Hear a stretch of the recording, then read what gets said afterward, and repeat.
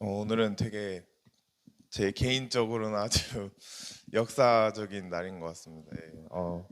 사랑제일교회가 아닌 열방제작교회에서 생애 전도사가 되고 첫 설교를 하게 될 줄 저도 정말 생각지도 못했는데 이렇게 또 하나님께서 기회를 주시고 또 첫 시작을 여기서 하게 돼서 또 뜻깊게 생각합니다. 네, 아멘.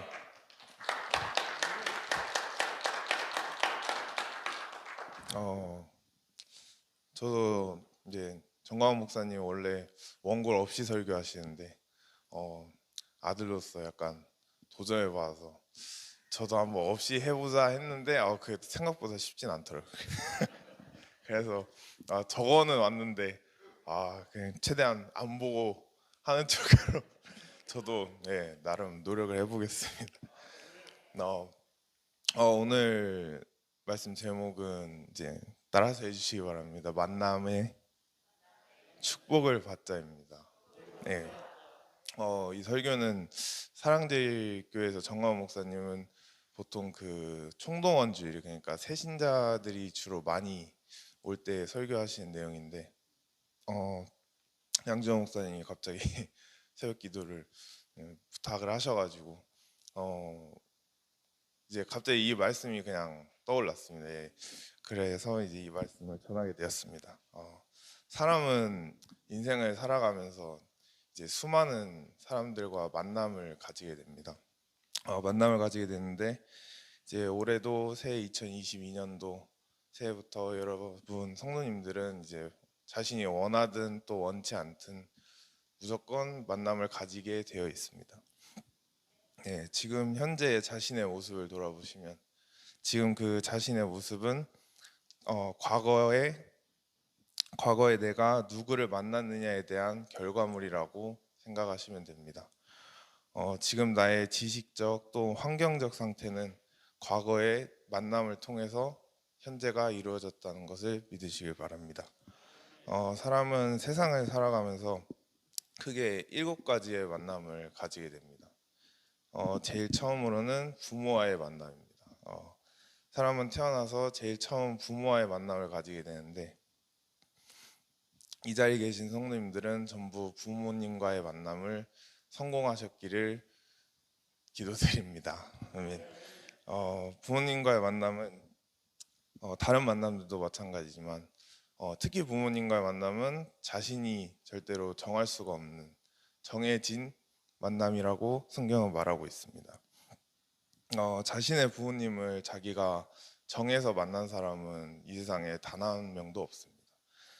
솔직히 저보고 부모님을 정해서 만나라고 했다면은 정광훈 목사님 시험이 들을 수 있겠지만 저는 정광훈 목사님 아들을 안 태어났을 것 같습니다. 어, 저보고 부모님을 정해서 만날 수 있다고 했으면은 솔직히 말하면 저는 잘 나가는 이제 사업가나 이제 잘 나가는 CEO의 아버지 밑에 태어나가지고 나 어깨 힘주면서 막 그냥 아버지 회사 다니고 막 이러고 싶었을 텐데 현실은 그렇지 않습니다. 사람은 태어나 보니 뭐 저도 그렇고 여기 양메리 간사도 그렇고 태어나 보니 목회자 이제 목사님 가정에서 태어난 거고 또 어떤 분들은 태어나 보니까 아버님이 장로님 가정에서 태어났고 어떤 분들은 또 뭐 교수님 가정에서 태어났고 다 자기만의 상황에 맞게 태어났지만 그것도 다 하나님의 뜻이 있는 줄 믿습니다.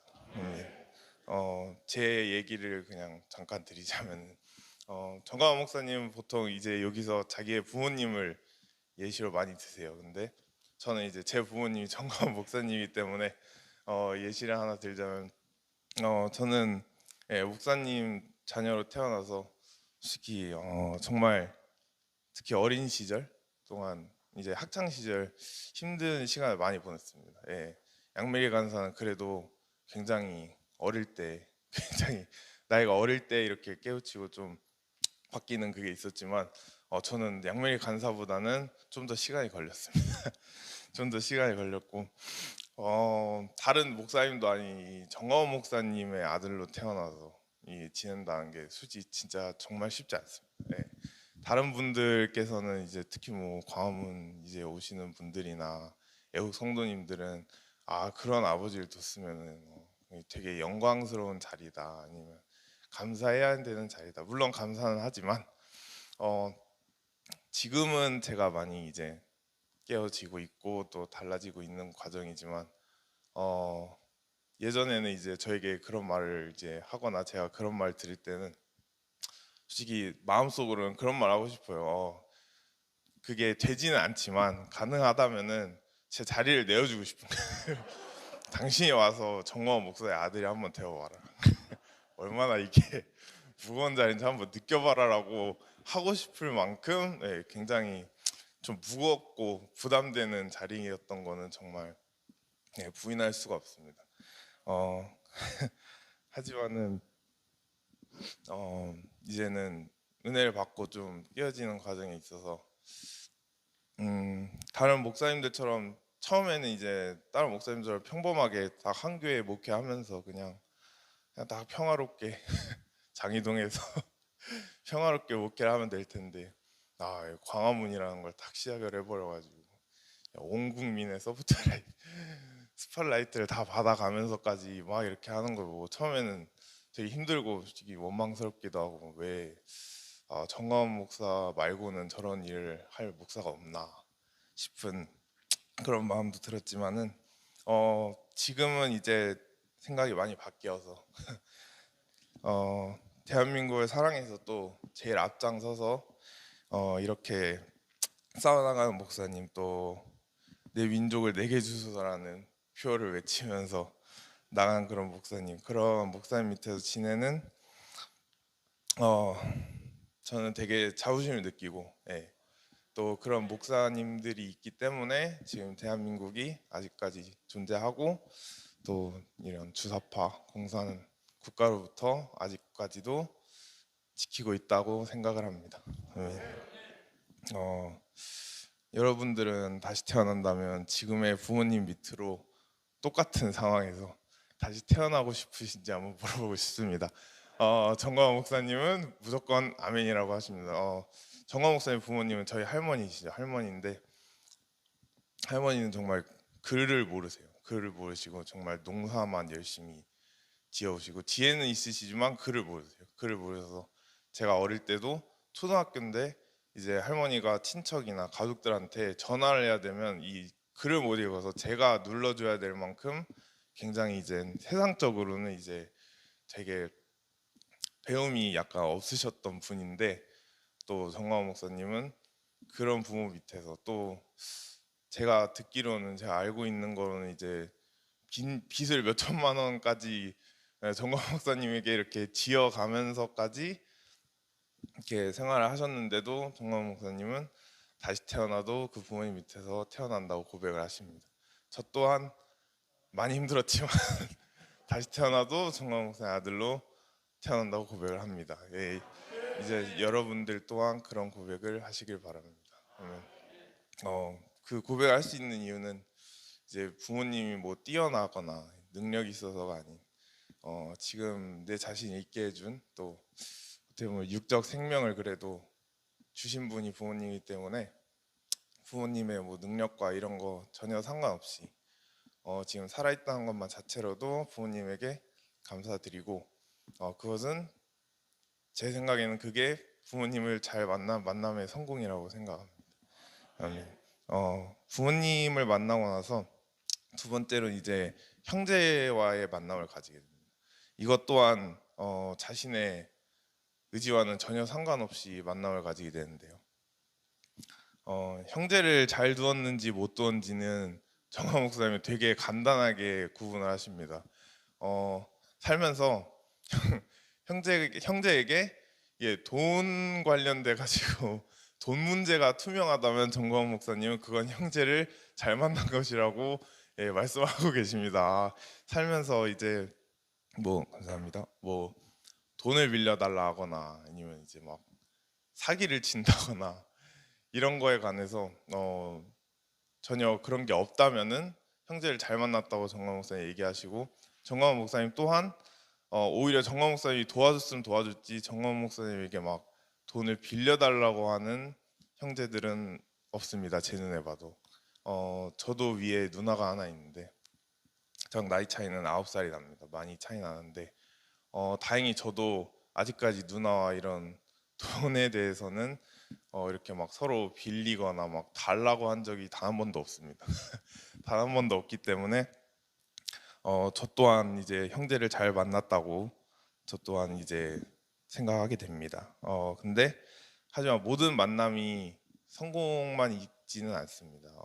부모님과의 만남도 그렇고 형제 자매와의 만남도 이제 안 좋게 이제 그 성공하지 못한 만남은 예를 들면 이제 뭐 특히 이런 거는 대기업이나 이런 집안에서 많이 일어나는 것인데 보통 돈이 많은 집안들 재벌집들은 부모님이 돌아가시고 나면 1세대가 돌아가시고 나면 자식들은 그 부모님 장례식장 앞에서 이제 재산을 가지고 싸우게 되는 거를 종종 볼 수가 있습니다. 근데 결국에는 그 목적은 다 돈에 있지 않습니까? 근데 사람이 정말 돈에 눈이 멀고 돈을 우선순위로 생각한다면 진짜 가족 사이에도 그냥 상처뿐이 안 남는다고 저는 생각합니다. 그렇기 때문에 형제와의 만남도 또 앞선 부모님과의 만남도 모든 만남이 성공적일 수는 없지만 그래도 성공과 실패의 만남이 어느 만남이든지 다 있기 마련입니다. 그렇게 형제와의 만남이 끝나고 세 번째로는 이제 선생님과의 만남이 이루어집니다. 앞선 부모님과의 만남 그리고 이 형제와의 만남은 가정 속에서 만남이라고 친다면 이제 선생님과의 만남은 처음으로 사회로 나가서 사회에서 처음 겪게 되는 만남입니다. 한 사람이 어떠한 선생님을 만나느냐에 따라 특히 어린 시절 그 사람의 그 사람의 이념 또 가치관 목표 또 어린 초등학생들에게는 또 어떻게 보면 선생님이 이제 꿈을 심어줄 수 있는 또 동기부여를 해줄 수 있는 그런 존재가 될 수가 있는데 그만큼 선생님과의 만남이 특히 어린 나이 때는 너무나도 중요합니다. 저는 이거를 나중에 커서는 이제 좋은 선생님들 많이 만나는데 초등학교 시절 때는 솔직히 저는 좋은 선생님들을 만나지 못했습니다. 그 이유가 저는 이제 초등학교를 한국에서 졸업을 하고 미국을 갔는데 장희초등학교라고 이 장희동 옆에 있는 장희초등학교를 다니는데 그때 기억이 아직 생생합니다. 3학년 때였는데 3학년 1반이었는데 사회 시간에 그 홍땡땡 선생님께서 정확한 내용은 제가 아직은 기억 안 나지만 그 이제 미군의 아니 그 한국 농사의 이런 농민들에 관한 얘기를 하고 계셨어요. 농민들에 관한 얘기를 하고 있었는데 갑자기 대뜸 이제 근데 한국 농사가 이 미군 때문에 피해를 많이 입는다. 이제 미국이 약간 한국 농사를 망친다라는 그런 뉘앙스로 쫙 끌고 가시더라고요. 근데 어린 나이에 또 미국을 단 한 번도 가보지도 못했고 그때는 뭐 영어도 잘 하지도 못할 때고 하니까 아 미군이 나쁜 애들이구나 싶어가지고 그 이제 제 머릿속에는 미군에 대한 그 의식이 그렇게 박혀버린 거예요. 그러니까 이제 그 수업을 열심히 듣고 집에 가가지고 이제 제가 어린 나이 때는 게임을 많이 좋아했습니다. 많이 좋아했어가지고 게임을 하도 많이 하다 보니까 그 정강 목사님이랑 같이 컴퓨터를 같이 나눠 쓰는데 컴퓨터방 앞에 그 흰 벽지가 있어요. 흰 벽지에 어린 나이에 그 게임 아이디를 다 외울 수가 없으니까 흰 벽지에다가 아이디랑 비밀번호를 막 적어놔요. 벽지가 빼곡하게 적어놓는데 그날 이제 딱 아이디를 하나 만들어야 되는 날이 와버렸어요. 근데 그때 생각이 나버린 거야. 아이디는 그냥 항상 애녹전이라고 써놓는데 비밀번호를 만들어야 되는데 갑자기 그 초등학교 선생님이 가르친 게 떠오르는 거야. 갑자기. 그래가지고 아 이거 미군을 없애야 된다. 혼자 속으로 드는 생각이 미군을 없애야 되는데 그때 당시 미국 대통령이 조지 부시였습니다. 부시 대통령이었는데 미군을 없애야 된다는 생각이 들어서 미군의 대장은 부시다 해가지고 제가 부시 주결하는 비밀번호를 그때 처음으로 만들게 됩니다. 예, 처음으로 만들게 되는데 그걸 만들고 이제 교회 앞에서 뛰놀고 있는데 이제 목사님이 그거를 이제 보게 되세요. 보게 되셔서 뛰놀고 있는 저를 이제 부릅니다. 불러서 이거를 왜 썼냐, 어떻게 쓰게 된 거냐라고 하니까 저는 솔직하게 학교 선생님이 이제 이렇게 가르쳤다. 미국은 나쁜 애들이다. 이런 식으로 가르치니까 목사님께서 알았다고 이제 돌아가라 하시고 나서 저희 이제 담임 선생님과 학교의 뒷조사를 시작하십니다. 근데 이제 아니나 다를까 저희 3학년 일반 담임 선생님 뿐만 아니고 장희 초등학교의 거의 대부분이 아주 뼛속부터 정교조 선생님들이 아주 가득 찼었습니다. 저는 뭐 어린 나이니까 아무것도 몰랐지만은 이제 정화 목사님 그때부터 정교조라는 걸 이제 들고 파기 시작합니다. 어떻게 보면 피해자 중에 하나인 거죠. 정화 목사님도 이제 아들이 학교 갔다 오더니 미국은 없애야 된다는 말을 하고 있으니 피해자 중에 하나로 돼서 그 이제 분노가 올라오셔서 정교조란 걸 막 들고 파기 시작하면서 그때부터 이제 지금까지도 예, 정교조와 이렇게 끝없는 싸움을 펼치고 계십니다. 어, 단지 그런 초등학교뿐만 아니고 뭐 양메리 간사도 그렇고 여기 외국에서 생활하시는 분들은 특히 미국은 저 Rate My Professor라는 사이트가 있어요. 그게 무슨 사이트냐면 그 대학교 교수님들 약간 학생들이 평가를 해놓은 사이트예요. 막 별점 주고 평점 주고 막 교수에 대한 이렇게 한 줄 평 같은 걸 써놓는 사이트인데 그 사이트를 보면서 이제 자기가 수강해야 되는 막 교수들 막 다 찾아보고 하는데 저는 이제 저도 당연히 그랬습니다. 저 당연히 어떻게든 최대한 쉬운 교수 찾아보려고 학점 좀 쉽게 따보려고 막 했는데 그렇게 하는 것 이유 자체가 결국에는 나름대로 자기 나름대로의 이제 선생님과의 만남을 그만큼 중요시 여기고 또 그만큼 가치가 있다고 생각하기 때문에 그런 일을 한다고 저는 생각을 합니다. 네, 선생님과의 만남이 있고 난 뒤 이제 네 번째는 친구 또는 동료와의 만남이 있게 됩니다. 방금 말했던 선생님과의 만남을 가지고 나면은 학교 같은 경우에는 옆에 이제 앉아 있는 같은 반 친구를 만나게 됩니다. 네, 친구를 만나게 되는데 또 사회생활을 시작하게 되면 그 친구가 이제 동료가 되죠. 동료를 만나게 됩니다. 근데 이제 어릴 때부터 어떠한 친구와 어울려 노느냐에 따라서 정말 그 사람의 그 성향과 모든 스타일이 결정된다고 저는 무조건 믿습니다. 어, 예를 들어 뭐 어릴 때 이제 학창 시절 때 흔히 말하는 잘 나가는 잘 노는 친구를 만나면 그 사람조차도 잘 나갈 수밖에 없는 이제 어떻게든 그 잘 노는 친구 흉내 내보려고 또 같이 따라갈 수밖에 없는 그런 현상이 나오게 됩니다. 반대로 또 공부 잘하는 이제 모범생 같은 양밀 간사 같은 친구를 만나면 이제 그 사람도 옆에서 덩달아 같이 이제 공부하게 되고 덩달아 시험 공부 이렇게 해서 성적 잘 나오게 되고 그런 것이 솔직히 말해 학창 시절의 현실인 것 같습니다. 하지만은 저는 어릴 때 기억이 많이 나는데 어릴 때는 정말 안 좋은 만남들이 제가 되게 많았어요. 안 좋은 만남들이 많았고 또 제가 말씀드리고 싶은 거는 이제 사랑제일교회에 어릴 때 유일하게 저랑 같은 나이인 동갑내기 친구가 단 한 명밖에 없었어요. 그때 주일학교 다니는 때 지금은 아니지만 그때 당시 장로님 아들이었던 친구예요. 네, 이름은 밝힐 수 없지만 그 친구랑 유일하게 동갑내기 친구고 하니까 이제 어른들 위에 예배드리고 있을 때 밑에서 항상 그 친구랑 놀아요. 항상 그 친구랑 놀고 같이 지내고 그 친구 집에 가서 같이 자고 그러면서 이제 계속 주일학교 시절을 보냈는데 이제 초등학교를 졸업하고 미국을 갔다 오고 미국 갔다 와서 이제 방학 때 들어오면 또 그 친구가 이제 만나서 놀게 됩니다. 예정이 있어서 만나서 놀게 되는데 이 친구가 저랑은 성격이 완전 달라요. 저는 이제 약간 좀 조용한 편이고 사람들 앞에서는 조용한 편이고 약간 좀 내성적이어 보이고 막 이런 식인데 그 친구는 말을 정말 잘해요. 말을 정말 유도리 있게 잘하고 어른들 앞에서도 막 칭찬받을 정도로 막 말을 굉장히 잘하는 친구고 또 심지어 잘생겼고 또 지금 보니까는 이제 막 몸도 엄청 탁 가슴 딱 이렇게 여자들이 딱 좋아하는 그런 이쁜 몸매로 딱 가꾸고 있더라고요, 얘가.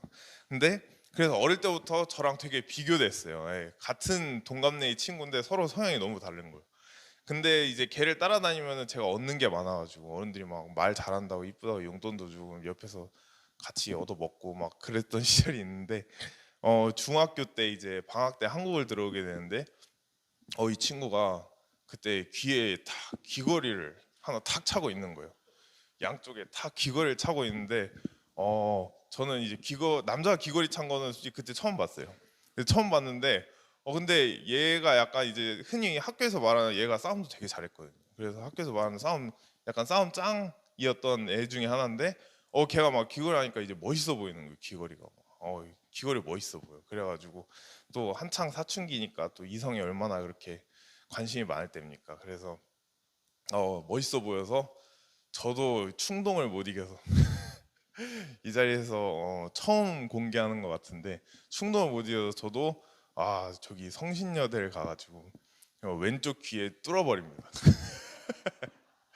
그때 왼쪽 귀를 그냥 뚫어버렸습니다. 예. 최대한 티 안 나는 거로 해달라고 그때 5천 원 주고 왼쪽 귀를 제가 그때 뚫었어요. 뚫었는데 뚫으러 가기 전까지는 이제 뚫으면 멋있어진다. 약간 딱 이 마음가짐으로 갔는데 막상 뚫고 나니까 이제 약간 두려운 거예요. 뚫고 나니까 이걸 지금 다시 뺄 수도 없는데 뭐가 두렵냐면 이제 저녁에 집에 가야 되는데 집에 가면 이제 아빠랑 엄마를 만나야 돼요. 근데 귀는 이미 뚫었는데 이거를 어떻게 숨길 방법이 없는 거예요. 그래서 그날 저녁에는 이불을 아주 초저녁부터 일찌감치 깔고 눕습니다. 저랑 엄마는 그 밖에 거실에서 자고 정광 목사님 혼자 안방에 주무시는데 어, 정광 목사님 들어오기 전에 이불을 깔고 그냥 먼저 누워버려요, 초저녁에. 그리고 왼쪽 귀를 뚫어가지고 베개를 딱 이렇게 머리맡에 두고 일부러 이게 티가 안 나려고 왼쪽 귀를 베개에 이렇게 눕고 자요. 이렇게 눕고 자려고 딱 이 자세를 취하고 있는데 정광 목사님 들어오기 전에 제가 잠이 들어버렸어요. 들어버려가지고 자고 나서 이제 아침이 됐는데 어, 분명히 나는 왼쪽 귀를 베개에 눕고 잤는데 베개 이렇게 탁 바꿔 잤는데 일어나니까 제 얼굴이 천장을 보고 있는 거예요. 그대로 잤어야 되는데 왼쪽을 보면서 천장을 보고 있는 거예요. 그래서 속으로 드는 생각이 진짜 큰일 났다. 이거는 분명히 엄마 아빠가 봤다. 이거는 안 볼 수가 없다. 머리가 하늘을 향하고 있으니까 당연히 보일 거 아닙니까? 근데 솔직히 제 생각에는 분명히 캐치를 하셨어요. 제가 귀뚫은 거 아셨어도 그때 당시 얘기 안 하시더라고요. 그때 당시 얘기 안 하시고 다음 주인가 정광 목사님 이발소를 이제 머리를 자르러 가시는데 저보고 같이 가재요. 같이 걸어 내려갑니다. 교회 밑으로 걸어 내려가는데 그때 이제 다 갑자기 제 손을 잡으시면서 남자는 그런 거 하는 거 아니다. 남자는 그런 거 하는 거 아니래요. 그러면서 얼른 오늘 가서 빼버리래요. 그래서 그 말 듣고 식겁해가지고 집에 와서 거울 보면서 이게 되게 아깝더라고요. 막상 뺄라니까 며칠 하고 있어야 이게 딱 잡히는데 남자 그런 거 하는 거 아니다라 해가지고 집에 와서 거울 보면서 이제 눈물을 먹으면서 귀걸이를 빼게 됩니다. 근데 지금은 이렇게 재밌게 얘기를 할 수 있지만 그때 당시는 정말 막 진짜 원망스럽고 아빠가 이제 좀 뭐 좀 부릴라 하는데 이걸 다 이제 못하게 하니까 그랬던 시기가 있는데 제가 이 얘기를 꺼내게 된 이유는 제가 솔직히 혼자 지냈으면 귀걸이를 할 생각을 하지도 않았겠죠. 당연히 피어싱을 할 생각을 하지도 않았는데 어떻게 보면 이 친구의 영향이 그만큼 크다는 것을 제 스스로 느끼고 경험을 해봤기 때문에 어, 학창 시절에 누굴 만나느냐가 정말 그 사람에게 큰 영향을 끼치는 것 같습니다. 다섯 번째는 이제 이 부분에 대해서는 굉장히 이제 할 말이 많아지는데 친구와의 만남이 있고 나서 또 그 동료와의 만남이 있고 나서는 이제 제일 큰 만남이 있게 돼서 다섯 번째는 부부와의 만남이 있게 됩니다. 예. 어, 부부와의 만남은 앞선 만남들보다도 정말 더욱더 중요한 만남이라고 생각이 됩니다. 누구와의 결혼을 하느냐에 따라 그 사람의 인생이 정말 진짜 180도 바뀔 수 있다는 것을 봐왔고 또 경험도 해봤습니다. 직접 경험도 해봤는데 진짜 배우자를 잘 만난 사람들은 예를 들어 뭐 인생이 진짜 바닥치고 있다가도 사람 하나 이제 배우자 하나 잘 만나서 인생이 쭉 올라간다든지, 반대로 또 한창 세상에 잘 나가던 사람이 배우자 하나 잘못 만나서 쫙 바닥을 쳐버린다든지, 그런 거를 저는 너무나도 많이 봐왔습니다. 어, 배우자를 잘 못 만나고 이렇게 바닥을 치게 되는 사람들은 보통 이혼을 한다든지, 이제 그 갈등을 못 이겨서 이혼을 한다든지, 또는 제일 심한 경우는 이제 자살까지도 보통 다들 하죠. 근데 요즘은 솔직히 제가 봐도 전 세계적으로 그 이혼하는 것이 너무 이제 보편화가 돼 버려가지고 막 별스럽지 않게 생각하고, 그냥 좀만 안 맞아도 약간 그냥 뭐 이혼해버리면 그만이라는 그런 마인드로 살고 있는 사람들이 너무 많은 것 같아서 솔직히 정말 안타까운 현실인 것 같습니다. 특히나 한국은 그 와중에도 정광 목사는 항상 말하시지만 이혼율이 정말 가장 높은 나라로 제가 알고 있는데, 진짜 이러한 문화도 정말 저희가 바꿔야 될 줄 믿습니다. 이혼을 그렇게 쉽게 할 거면은 제 생각에는 그냥 결혼을 좀 더 신중하게 하든지 아니면은 사전에 좀 그런 계획을 갖고 했으면은 그렇게 쉽게까지는 안 할 것 같은데, 정말 툭하면 이혼하는 요즘 현실을 보면서 이거는 진짜 아닌 것 같다라는 생각이 정말 많이 듭니다. 부부와의 만남 또한 자신이 정해놓은, 자신이 정할 수가 없는 그러한 만남 중에 하나입니다. 부부와의 만남을 자신이 정할 수가 있다면 솔직히 누구든지 자기의 그 완벽한 이상형을 당연히 뽑아서 결혼하지 않겠습니까? 양민희 간사도 저 같은 스타일 안 좋아한다고 했지만 현실은 그렇지 않습니다. 저랑 결혼을 하게 됐습니다. 네, 다들 자기가 원하는 그 이상형, 그 자기의 바람이지만 전부 보이지 않는 힘이 그 다른 사람과의 만남을, 딱 그 준비된 사람과의 만남을 이끌어가는 것을 저희는 볼 수가 있습니다. 부부는 같이 살면서 솔직히 아무리 뭐 꿀이 떨어지고 아무리 뭐 사랑해서 결혼한 부부랄지라도 지내다 보면 솔직히 싸우지 않을 수는 없는 것 같습니다. 예. 정광 목사님, 서미영 사모님, 뭐 정광 목사님 자랑스럽게 간증을 하시지만 진짜 그냥 몇 년, 결혼 초기 몇 년 동안 거의 맨날 싸우셨다고 해서, 저랑 양면에 가서 그래도 아직 되게 양호한 편인 것 같습니다. 아직까지는 1차 대전으로 머물고 있기 때문에. 정광 목사님도 그러십니다. 이거는 기네스북감이라고, 지금까지 10번은 넘게 싸웠어야 되는데 아직 한 번으로 딱 머물러 있어서 되게 대단하다고 말씀하시더라고요. 하지만 그렇게 싸운다 할지라도 하나님 앞에 자신의 지정의를 내려놓고, 그 부부 둘 모두가 지정의를 내려놓고 한마음 한뜻으로 나아갈 때, 그게 뭐 10차 대전이 됐든 100차 대전이 됐든 1000차 대전이 됐든 간에 서로 그래도 이혼하지 않고, 갈등은 있더라도 그래도 끝까지 서로 사랑하면서 지낼 수 있다고 생각합니다. 그리고 그 현상이 이제 부부와의 만남을 성공한 사람이라고 저는 보고 있습니다. 그 상황이 나올 때 이제 남편은 아내를 목숨보다 사랑하게 되고, 또 아내는 그 남편의 뜻에 순종을 하게 되는 그런 상황이 오게 되는 것입니다. 이제는 뭐 다들 아시겠지만 이제는 작년이네요. 이제 올해가 아니고 작년에 이제 저도 결혼을 하게 되었는데, 저는 지금 양메리 간사와 결혼하는 것이 살면서 제가 제일 크게 제 지정의를 내려놓은 그런 사건이 되었습니다.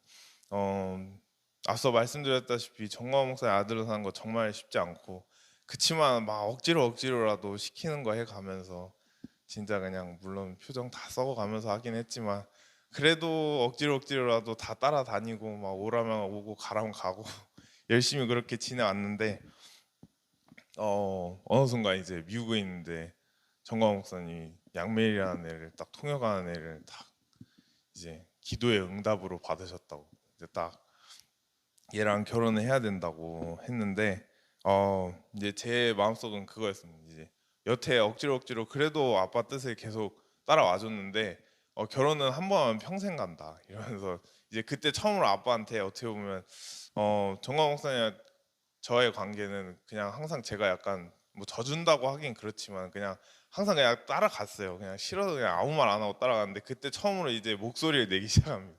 왜냐면 한 번 결혼하면 평생 가기 때문에 이거는 쉬운 결정이 아니에요, 절대. 그래서 그때는 이제 여태 아빠 하는 거 옆에 아빠가 시키던 거 그래도 억지로 다 따라하지 않았냐. 그러면서 이제 이거는 내 말 들어줘라. 저는 이렇게 나갑니다. 근데 정화 목사님 반대로 나가십니다. 다른 말 다 들어줘도 필요 없다. 결혼하는 거를 아빠 말 안 들으면 다 헛방이다라고 말씀하시더라고요. 그래서 이제 거기에서 살면서 제일 큰 아들과 아버지와의 그 갈등이 시작이 됩니다. 갈등이 시작이 되는데 한국에 들어와서 이제 아버지가 말씀을 하시는 게 양메리 간사를 이제 만나라도 아니었어요. 그냥 양메리 간사 결혼하라예요. 근데 솔직히 그때 당시 제가 만나고 있던 그 배우자가 있었거든요. 그 만나고 있던 여자가 있었는데 이제 아직 솔직히 정리도 안 한 상황이고 정리도 안 한 상황인데 양메리 간사를 만나지도 말고 그냥 결혼을 해요. 그래서 제가 그래도 사람이 만나는 봐야 서로 알아가고 나서 결혼을 해야 되지 않겠냐니까 만날 것도 없대요. 이거는 기도응답이라고 만날 것도 없대. 얘는 하나님이 딱 너 옆에 갖다 붙여 주신 건데 지금 네가 차려고 하고 있다 복을. 그래서 그때는 솔직히 아무 말도 귀에 안 들리죠. 그냥 복이고 보고 그냥 진짜 이 일이 그냥 없어졌으면 좋겠다. 막 그 생각으로 정광 목사님과 저랑 태어나서 처음으로 이제 제가 이제 지금 정광 목사님 아마 이걸 나중에 들으실 때 아마 깜짝 놀라실 거예요. 왜냐면 원래는 그 어머니가 그 선명 사모님이 이제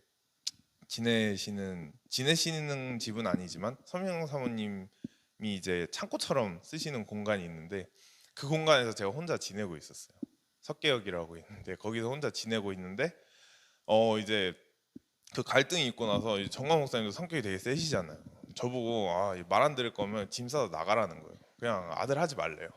그래서 원래 웬만한 상황이면 저도 이제 그런 말을 들으면 그냥 그래 아빠가 이렇게 강하게 나오니까 그래 그냥 아들로서 굽혀야지라고 원래는 반응을 했는데 이거는 차마 그렇게까지 못 하겠는 거예요. 왜냐면 이건 결혼이니까 평생 가니까. 그래서 진짜 짐을 싸서 나가버려요. 물론 석계역에서 정광 목사랑 떨어져서 지내기는 했지만 아예 그냥 정광 목사님 이 바운더리 밖에서 지내야겠다 해가지고 저 혼자 진짜 그것도 그 말을 듣고 단 하루 만에 짐을 싸서 그날 당일날 부동산을 가서 진짜 당일날 저녁에 계약을 해버립니다. 당일날 저녁에 원룸을 계약해서 들어가 버려요. 그 원룸을 들어가서 그때부터 이제 정광 목사님과 10일간의 냉전기를 겪게 됩니다. 그 냉전기라는 것은 일방적으로 제가 정광 목사님 연락 안 받아버려요. 그냥 전화는 당연히 안 받고 정말 전화가 30몇 통까지 온 적이 있어요. 네, 그만큼 뭐 이제 정광 목사님 애가 타는 것이죠. 근데 저는 그걸 다 무시해버리고 이제 전화를 안 받으니까 저랑 유일하게 저한테 할 수 있는 게 문자 보내는 거밖에 없어요. 근데 정광 목사님 되게 독수리 타자치시거든요. 근데 저한테 문자를 그렇게 여러 번 보내면서 많이 느신 것 같아요. 요즘에 문자 되게 잘 치시더라고요. 근데 어 그때 저한테 연락할 수 있는 방법이 문자를 보내는 방법밖에 없어요. 그래서 문자를 하루에 한 통씩 딱 아침에 오전에 정말 긴 장문의 문자를 제가 봤을 때는 그 정광 목사님 그 정도 치시려면 1시간은 넘게 치셨을 거예요. 정말 긴 장문의 문자를 하루에 한 통씩 날리세요. 오전마다. 근데 오전마다 하루에 한 통씩 날리시는데 그거를 그냥 저는 보고 계속 그냥 읽고 그냥 그런가 보다 하고 또 그냥 무시하고 그냥 기분 나쁘게 지내고 막 그러고 있는데 이제 어느 순간 이제 정광 목사님이 그러세요. 이제 뭐 네가 결혼을 하든 말든 일단은 아빠랑 아들과 아버지와의 마지막 대화를 하자고 하세요. 갑자기 아들과 아버지와의 마지막 대화를 하자. 그래서 제가 알았다. 그래서 거기서 답을 처음으로 하게 됩니다. 알았다고 해서 뭐 이제 진짜 아빠랑 연은 끊고 살든 뭐 어찌 됐든 그래 마지막으로 얼굴 보자라고 딱 마음의 결단을 먹고, 근데 이 일이 있게 된 게 결국엔 다 양메리 간사를 두고 이 일이 있게 된 거거든요. 그래서 어 아빠와 이제 마지막으로 얼굴 보자라고 하는 그 날 전날에 제가 이제 양메리 간사가 갑자기 이제 머리에 생각이 나는 거예요. 이제 막 좋아서 생각이 난 게 아니고 어떻게 보면 얘 때문에 일어난 일인데 그래도 얘랑 한 번쯤은 얘기는 해봐야 되지 않겠나. 그 아빠랑 안 보더라도 한 번 얘기는 해봐야 되지 않겠나 해서 엄마한테 전화를 해서 그 양메리라는 애 번호 좀 달라고. 그래서 번호를 얻습니다. 번호 얻는데 처음에 전화했는데 전화 안 받아요. 그래서 거기서 갑자기 생각이 많아져요. 전화를 안 받아가지고 알고 보니까 모르는 번호는 잘 안 받는데요. 그래서 제가 문자를 남겨놔요. 정관 목사의 아들 전현욱입니다. 연락 주세요라고 문자를 남겨놓고 이제 10분 후에 연락이 와요. 전화가 걸려오는데 어, 처음 사랑제일교회 왔을 때 그 양메리 간사의 모습은 되게 똑부러지고 되게 딱 말 잘하고 이제 막 팍팍 쏘는 막 그런 스타일로 제 눈에 보였어요 처음에. 그래가지고 되게 솔직히 그 여자는 진짜 아닌 것 같았어요. 제 스타일도 아니고 그랬는데 막상 그때 처음 전화를 받았는데 제가 생각했던 목소리랑 좀 많이 다른 거예요. 그때 목소리는 진짜 딱 그때 당시 23살이죠. 그때 딱 23살의 그런 그 풋풋한 여자의 목소리로 들리는 거. 그 통역하는 양면이가 아니고. 그래서 그때부터 이제 살짝 이제 마음에 그거를 내리기 시작합니다. 그래도 막 모스레는 아니구나. 약간 마음속으로 그런 마음이 들기 시작하는데 어, 그렇게 돼서 이제 결국에는 정광 목사님 다음날 찾아가서 이제 극적인 화해를 하고, 그래 안 그래도 어제 양멜이 걔한테 연락을 했다 하니까 정광 목사님이 갑자기 눈을 동그래지면서 그랬냐고 엄청 좋아하시더라고. 그래서 연락을 했다 해가지고 이제 그때부터 이제 한두 번씩 해서 만남을 가지기 시작합니다. 만남을 가지기 시작하는데 당연히 처음 한 두세 번 만남은 만나기는 해도 제 마음속에 솔직히 막 사랑하는 마음은 없었어요. 그냥 그때는 솔직히 말하면 아빠를 위해서 만난다는 마음이 더 컸어요. 그냥 그래 그냥 가족의 평화를 위해 우리 가족의 평화를 위해 그래 양매를 만난다 했는데 이제 만나다 보니 양매 간사가 되게 적극적으로 저에게 이제 다 대시를 하더라고요. 이제 적극적으로 표현을 해주고 하다 보니까 저는 평생 솔직히 말하면 저보다 나이가 어린 연하를 만나본 적이 한 번도 없습니다. 한 번도 없는데 이 나보다 어린 연하가 이렇게 막 적극적으로 표현을 해주니까 되게 기분이 새롭고 또 좋더라고요. 그때 새롭고 좋았는데 이게 이제 그 적극적으로 표현해 주는 게 딱 어느 순간 딱 그 포인트를 지나고 나서부터는 이제 제가 더 오히려 딱 사랑하는 마음이 생기고 나서부터는 제가 더 양멜이 간사 저를 저에게 적극적으로 표현해 준 것보다도 더 제가 사랑을 하게 되는 저를 발견했습니다.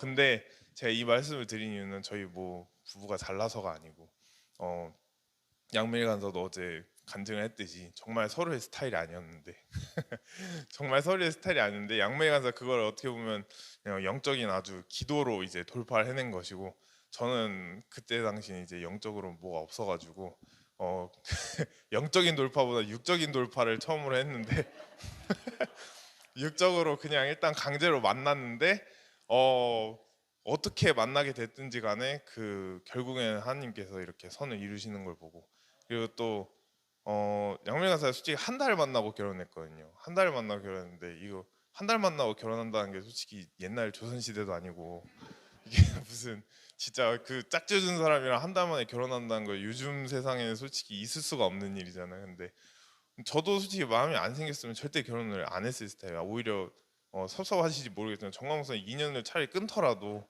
그냥 마음이 없는데 결혼을 왜 하냐, 이거 이혼할 게 뻔한데 좀 오히려 아빠를 위한 거다 이러면서 제가 이렇게 반론을 했어요. 정광훈 아들이 결혼해가지고 이혼해봐라, 그 아빠 명성에 그 얼마나 타격이 가겠냐 이런 식으로 반론을 할 정도까지 제 마음을 확고했습니다. 확고했는데 만나 보니까 그 한 달 사이에 이 확고한 마음까지도 이제 돌이키신 분이 하나님이라고 저는 생각을 합니다. 예.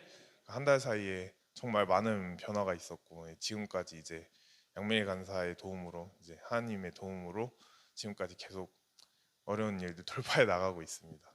아멘. 어, 이제 부부와의 만남이 이렇게 끝나고 된 후에 이제 여섯 번째 만남은 목자와의 만남이 있게 됩니다. 어, 이것을 강조하고 싶은 건 정화 목사님 이 만남을 굉장히 강조하세요. 그리고 그 이유는 앞선 다섯 가지의 만남들은 전부 이 세상의 만남들이에요. 이 세상에 물론 목사님과의 만남도 이 세상의 만남 중에 하나지만 앞선 다섯 가지의 만남들은 어떻게 보면 이 세상에서 있고 끝나버리는 만남이에요. 만약에 양메리 가서 아무리 좋아도 물론 천국에선 보겠지만 이 세상에서 이제 죽는 순간 이 만남은 끝나는 거예요.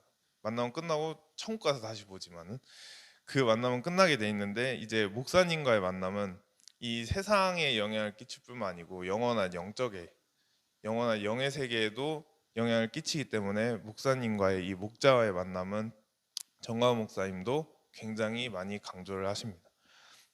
목회를 하는 목사님들은 목회를 하는 목사님들은 성도님들을 잘 만나야 합니다. 특히나 정광 목사님이 강조하시는 건 장로님들을 잘 만나야 한다고 하십니다.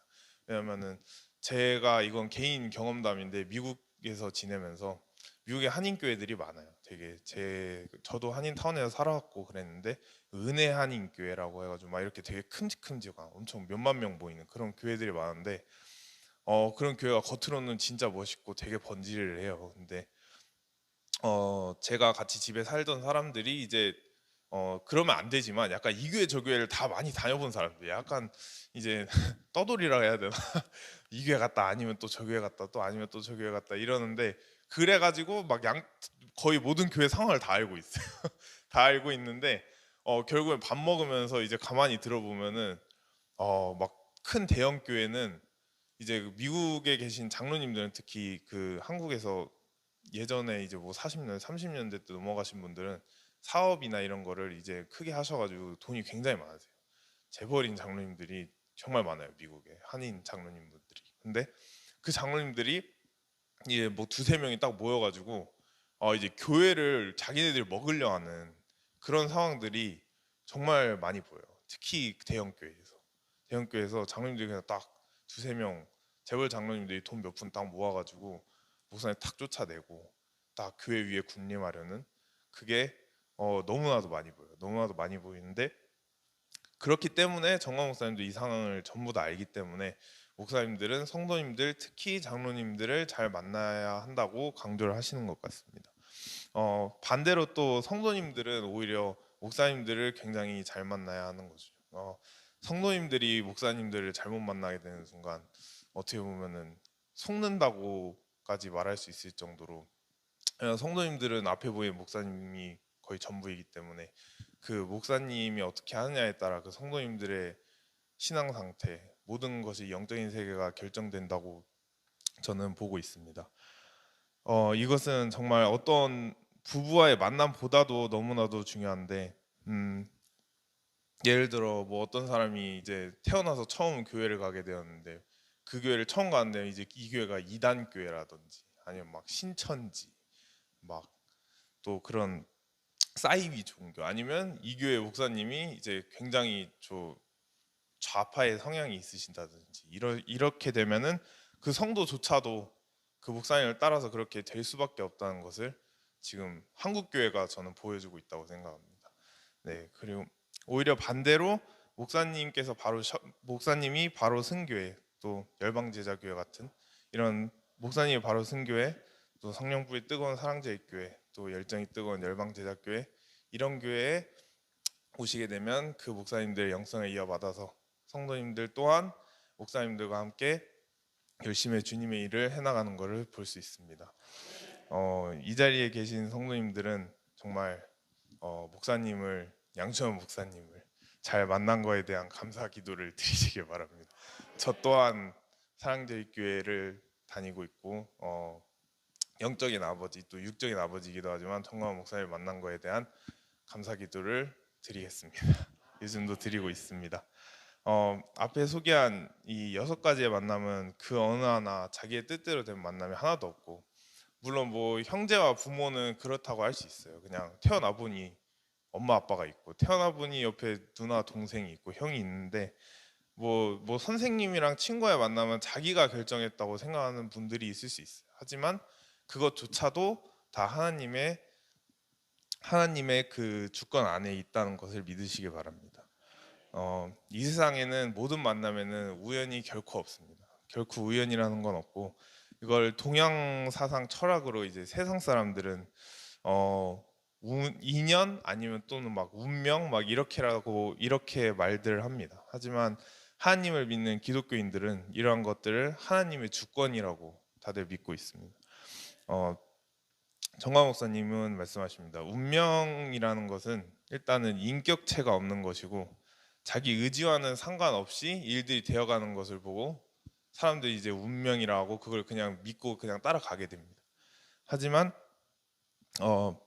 주권이라는 것은 절대적인 인격체가 존재하면서 그분으로 인하여 모든 것이 결정된다는 말을 뜻하는 것이 주권이라고 말하고 있습니다.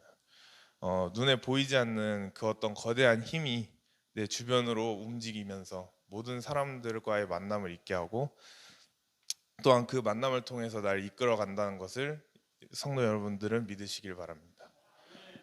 지금 현재 새해부터 새벽 기도에 나와 계신 여러분들 또한 이 자리에 앉아 계신 것 또한 우연이 아닌 다 하나님의 주권하에 하나님이 이끌어 오셔서 여러분들이 지금 이 새벽 기도 자리에 나와 있는 줄 믿습니다. 과거에 있었던 만남, 앞으로 있을 만남 또한 저희의 그 선택이 아닌 하나님의 주권 아래에 있기 때문에 저희는 앞으로 새해부터 이제 많은 사람들을 만나게 될 텐데 그 만남을 두고 기도를 해야 될 줄 믿습니다. 아멘. 이제 마지막 만남을 소개하겠습니다. 앞선 6가지의 만남보다도 제일 중요한 7번째 만남은 예수님과의 만남입니다. 한 사람이 태어나 앞에 있던 그 모든 6가지의 만남을 어떻게 다 성공을 하겠습니다. 제 자신만 봐도 저는 한 3가지는 이미 실패를 해본 경험이 있는 사람인데 앞선 모든 만남들 6가지를 다 실패했다 하더라도 이 마지막 7번째 예수님과의 만남을 진하게 하게 되는 순간 그 모든 것이 회복하게 되는 줄 믿습니다. 네, 이 세상 그 어떤 만남과도 비교할 수 없는 것이 예수님과의 만남입니다. 세상 사람들은 이제 뭐 대통령 아니면 연예인 같은 사람 한번 만나면 막 이제 영광입니다 하고 막 이제 차려입고 다들 가잖아요. 근데 그 만남은 뭐 길어야 한두 시간, 뭐 대통령을 만날 수도 없지만 뭐 만난다 해도 얼마나 만나겠어요. 1시간도 긴 거죠, 그 정도는. 근데 그 1시간 위해서 또 얼마나 준비를 하겠습니까? 만약에 대통령을 만난다 하면. 하지만 그 만남은 정말 잠깐인 거고 예수님과의 만남은 영원한 만남인 줄 믿습니다. 여태 사람들과 만난 결과가 지금 여러분들의 모습이시라면 예수님과의 만남을 가지는 순간 여러분들의 인생은 뒤집혀지고 인생 역전이 일어나게 됩니다. 여태 과거에 있던 모든 그 분야의 한 분야의 정점을 찍은 사람들을 보면 전부 다 예수님과의 만남이 확실하고 진한 사람들로 돼 있다는 것을 볼 수 있습니다. 뭐 정광훈 목사님이 흔히 말하시는 이제 아브라함 링컨부터 해서 메가더 장군이 됐든 또 한국으로 말하면 이제 이승만 대통령이 됐든 모두 다 하나님과의 그 만남과 체험이 확실하고 뚜렷하게 있기 때문에 그 각 분야에서 정점을 찍을 수 있었다라고 목사님이 말하고 계십니다. 예수님을 만나지 않고서는 앞선 모든 만남들을 아무리 성공한 만남들일지라도 그것은 결국에는 그 사람을 치유해 줄 수는 없습니다. 예를 들어 앞선 모든 6가지 만남을 다 성공하고 자기 생각으로는 부모님 잘 만나고 형제도 최고의 형제 만나고 친구도 너무 좋은 친구 만났다 할지라도 예수님과의 만남이 있지 않고서는 그 만남들이 결국에는 다 무용지물이 된다는 것을 믿으시길 바랍니다. 오직 예수님만이 그 만남들이 솔직히 그 6가지의 만남을 다 성공한 사람 저는 없다고 봅니다. 진짜 그건 사람은 완벽하지 않기 때문에 또한 자기 마음대로 만나는 것도 아니기 때문에 그 6가지 만남을 다 성공할 수도 없을 뿐더러 저만 봐도 뭐 3가지 정도는 실패한 것 같은데 그 3가지를 실패했다 하더라도 예수님과의 만남이 있기 때문에 그 3가지에 대해서 상처를 치유받을 수 있다고 저는 믿습니다. 부모님과의 만남을 성공했다 해서 예를 들어 뭐 친구와의 만남을 부모님과의 성공한 만남으로 치유를 받을 수는 없습니다. 하지만 부모님과 뭐 친구로 봐도 친구의 만남으로부터 받은 상처들, 그런 상처들은 오직 예수님과의 만남으로 통해 치유를 받는다고 믿으시길 바랍니다. 아멘. 예수님과의 만남이 있게 되면 앞선 모든 만남들이 실패했을지라도 초연하게 지낼 수 있는 힘이 생기는 것입니다. 정화 목사님 예를 이렇게 듭니다. 만약에 자기 개인 통장에 지금 100억이 있습니다. 100억이 있다면 앞선 모든 만남들이 만약에 1억짜리들이라고 딱 쳤을 때 다 실패해도 6억이에요. 다 실패해도 6억인데 100억짜리를 갖고 있는 사람한테 6억이 깎여도 94억이 남습니다. 그러면은 마음이 초연한 거죠. 94억이나 남았어요. 근데 100억이 없는 사람에게 이제 6억이 깎인다 이러면 이제 밤잠이 안 오는 것입니다. 이제 막 철학기도 하겠죠. 막 6억을 다시 돌려달라고.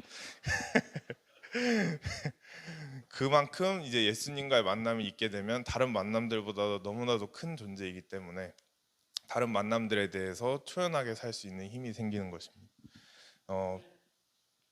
예수님을 진정으로 만나고 안다는 것은 이제 복음의 7대 연합으로 아는 것이고, 복음의 7대 연합은 이제 다들 뭐 안녕 메리아 채널을 통해 양메리 간사가 이미 많이 이제 잘 설교를 해놨기 때문에 그 정화 목사님 또한 이제 컨펌을 하셨습니다. 이제 양메리 간사가 해놓은 복음의 7대 연합은 기존 사랑제일교회 다니는 사람보다도 잘해놨다고 아주 칭찬을 많이 하셨는데, 복음의 7대 연합 이제 탄생, 고난, 죽음, 부활, 승천, 재림, 천년왕국 이 7대 연합을 온전히 믿는 것이야말로 예수님을 정말로 아는 것이라고 믿으시길 바랍니다. 또한 어제 양메리 간사가 또 말씀 구절을 딱 요한복음 1장을 정했더라고요. 근데 저도 몰랐는데 저도 그래서 놀랐습니다. 근데 정광 목사님은 복음의 7대 연합과 동시에 이제 요한복음 1장식으로 예수님을 아는 것이 진정한 예수님을 아는 것이다라고 말씀하십니다. 태초에 말씀이 계시니라 이 말씀이 하나님과 함께 계셨으니 이 말씀은 곧 하나님이시니라. 이 이후로 쭉 이어지는 말들은 목사님은 이제 그 말씀을 예수님으로 해석을 해서 말하고 계십니다. 저 또한 다른 사람들은 한계가 있다는 것을 깨닫고 올해 새해 목표로는 이제 전보다도 더 사모하면서 이제 예수님과의 만남을 뜨겁게 기도하자라는 새해 목표를 이번에 써서 냈습니다. 아멘. 이제 말씀을 마치면서 예수님과의 만남은 모든 만남들을 포기하고서라도 전부를 걸고서라도 사모하고 만나야 되는 그런 가치 있는 만남인 줄 믿으시길 바랍니다. 이 시간 이후부터 새해 2022년도에는 여러분들이 예수님과의 만남을 통해 앞으로 살아가는 동안 만남의 축복들이 가득하기를 기도드리겠습니다. 아멘. 끝으로 양메리 간사님 반주해 주시면은 이제 뒷장에 보시면 이제 주 말씀 향하여라는 찬양 하나 하고 이제 끝마치겠습니다.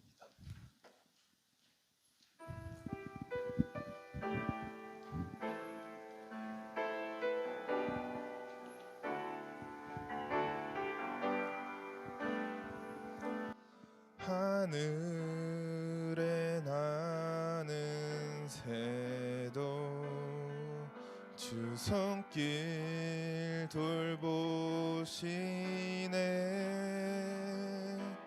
온 땅에 충만한 주 사랑으로 내 마음을 덮으소서.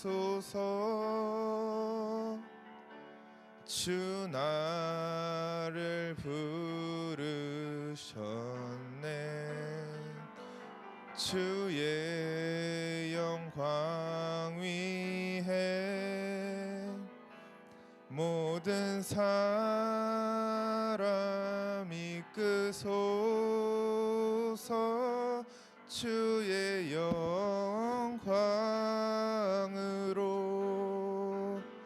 주 말씀 향하여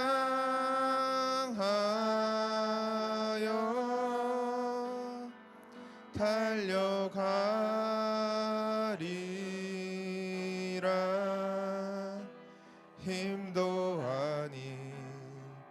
능도 아니 오직 성령으로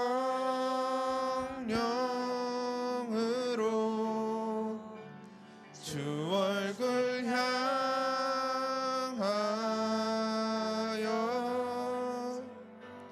달려가리라.